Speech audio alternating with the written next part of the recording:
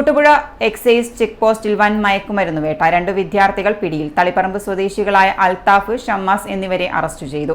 ഇവരിൽ നിന്നും 9.20 ഗ്രാം MDMAയും കസ്റ്റഡിയിലെടുത്തിട്ടുണ്ട്. ഇവർ കണ്ണൂരിൽ നിന്നും മൈസൂരിലേക്ക് യാത്ര ചെയ്യവെയാണ് വാഹന പരിശോധനയ്ക്കിടയിൽ പിടിയിലാവുന്നത്. കൂട്ടുപുഴ എക്സൈസ് ചെക്ക് പോസ്റ്റിലെ എക്സൈസ് ഇൻസ്പെക്ടർ മുഹമ്മദ് ഷഫീഖിന്റെ നേതൃത്വത്തിൽ നടത്തിയ വാഹന പരിശോധനയിലാണ് മയക്കുമരുന്ന് കണ്ടെത്തിയത്.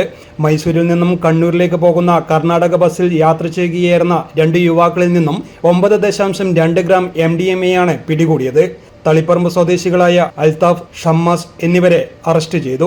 ഇവരിൽ നിന്നും 9.2 ഗ്രാം MDMAയും കസ്റ്റഡിയിലെടുത്തു.